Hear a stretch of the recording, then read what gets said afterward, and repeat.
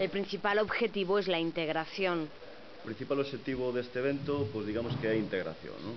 Esta integración implica pois un coñecemento e un recoñecemento das diferentes culturas que habitan connosco, e por eso intentaremos coñecer esas culturas pois a través do deporte, da gastronomía, de xogos, de música, de danza, da palabra, etc.